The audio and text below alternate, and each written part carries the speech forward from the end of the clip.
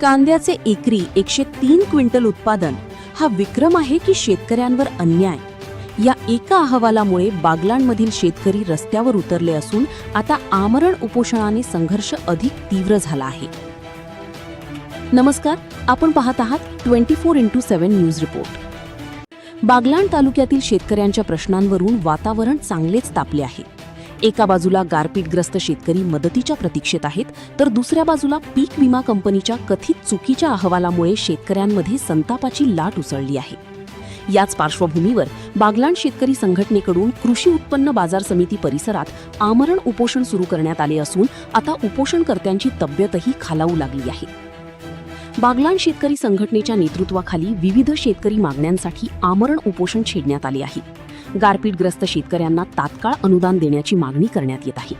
तसेच मुंजवाड मंडळातील पीक कापणी प्रयोगामध्ये पीक विमा कंपनीने तयार केलेल्या अहवालावरही शेतकऱ्यांनी गंभीर आक्षेप घेतला आहे.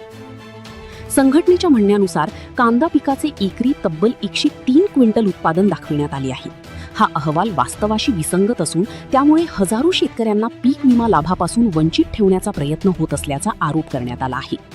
एकीकडे प्रशासनाकडून गारपीट अनुदान जाहीर केले जात असताना दुसरीकडे पीक विमा कंपनीच्या अहवालामुळे शेतकरी मदतीपासून दूर राहत असल्याचा आरोप शेतकरी संघटनेकडून करण्यात येत आहे.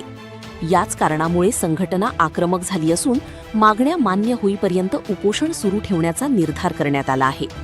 या उपोषणाला माजी आमदार संजय चव्हाण, शेतकरी संघटनेचे नेते अनिल घनवट, सीमाताई नरोडे, जिल्हाध्यक्ष अर्जुन तात्या बोराडे, बाजार समितीचे संचालक मंडळ, नगरसेविका जयश्रीताई गरुड तसेच रयत क्रांती संघटनेचे दीपक बापू पगार, गणेश काकुते यांच्यासह विविध शेतकरी संघटनांच्या पदाधिकाऱ्यांनी भेट देत पाठिंबा दर्शविला. उपोषणस्थळी बागलाण शेतकरी संघटनेचे अध्यक्ष केशव सूर्यवंशी, भास्कर बागुल, देविदास आयरे बिरारी यांच्यासह अनेक पदाधिकारी उपस्थित आहेत. प्रशासनाकडून 2 वेळा चर्चा करण्यात आली, मात्र या चर्चा निष्फळ ठरल्याची माहिती समोर आली आहे. त्यामुळे उपोषणकर्ते आपल्या मागण्यांवर ठाम असल्याचे दिसून येत आहे. दरम्यान उपोषणाचा कालावधी वाढत असल्याने काही उपोषणकर्त्यांची प्रकृती खालावू लागली आहे. भास्कर बागुल यांना चक्कर आल्याची माहिती समोर आली असून त्यामुळे प्रशासनासमोरही चिंतेचा विषय निर्माण झाला आहे. शेतकऱ्यांच्या मागण्या मान्य होणार का? पीक विमा कंपनीच्या अहवालाची चौकशी होणार का? आणि उपोषणावर तोडगा कधी निघणार? याकडे आता संपूर्ण बागलाण तालुक्याचे लक्ष लागले आहे. प्रतिनिधी देवेंद्र पवार, सटाणा.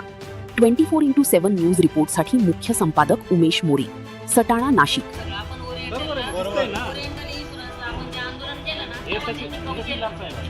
यांना 100% माहिती आहे की मुंजवाडमध्ये फार अतोनात नुकसान झालेलं आहे. एक कांदा सुद्धा दुसऱ्याच दिवशी त्या बांधावर, शेतकऱ्याच्या बांधावर तहसीलदार साहेब गेलेले आहेत, हे यांना माहिती आहे.